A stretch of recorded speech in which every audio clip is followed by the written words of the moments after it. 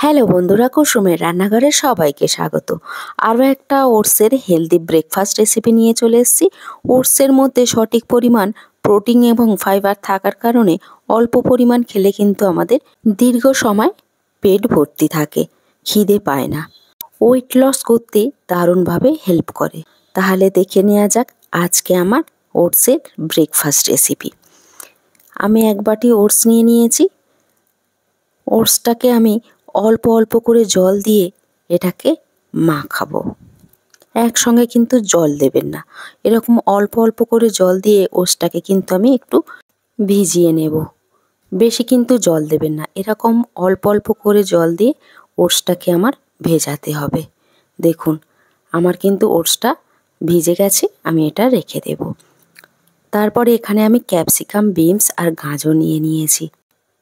গাজরটাকে আমি একদম ছোট ছোট করে টুকরো করে কেটে নেব। যতটা পারবেন ছোট টুকরো করে কিন্তু কেটে নিতে হবে। দেখুন আমি কিন্তু এইভাবে গাজরগুলোকে কেটে নেব। আপনারা চাইলে আরও কিছু সবজি অ্যাড করতে পারেন, যেহেতু সবজিতে থাকে প্রয়োজনীয় ভিটামিন, মিনারেলস, তাই যত বেশি সবজি দেবেন তত বেশি হেলদি হবে। তারপরে এবার আমি বিনসগুলোকে ছোট টুকরো করে কেটে নেব। এরকমভাবে কিন্তু সব সবজিগুলো আমার কেটে নিতে হবে। আমার বিনস কাটা হয়ে গেছে। এবার আমি ক্যাপসিকামটা কেটে নেব। আমি কিন্তু পুরোটা ক্যাপসিকাম নেব না, অল্প একটু ক্যাপসিকাম নিয়ে একদম লম্বা লম্বা করে কেটে ছোট ছোট টুকরো করে কেটে নেব। দেখুন এইভাবে কিন্তু আমি ক্যাপসিকামটা কেটে নিয়েছি। সব সবজি কিন্তু আমার কাটা হয়ে গেছে। তারপরে এখানে আমি কড়া গরম করে নিয়েছি। 1 চামচের মতো রিফাইন অয়েল দেবো। আপনারা চাইলে ঘিটাই ইউজ করতে পারেন।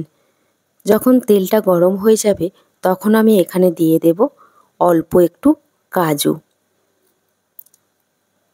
কাজুটা দিয়ে আমি হালকা করে ভেজে নেব।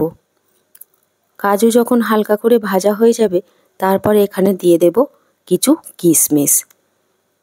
কাজু কিশমিশটা আমি ভেজে নেব।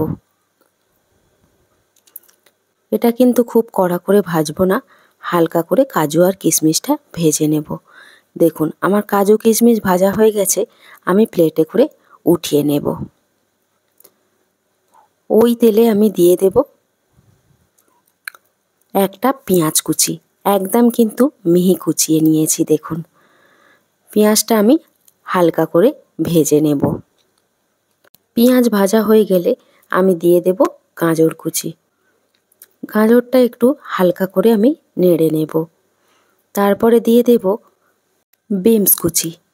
বিনস আর গাজরটা হালকা করে ভেজে নেব। তারপরে দিয়ে দেব স্বাদ মতো লবণ আর সামান্য একটু হলুদের গুঁড়ো দিয়ে আমি একটু আবার নেড়ে নেব। তারপরে দিয়ে দেব হাফ চামচ গোলমরিচের গুঁড়ো আর হাফ চামচ জিরের গুঁড়ো দিয়ে আমি আবার একটু নেড়ে নেব।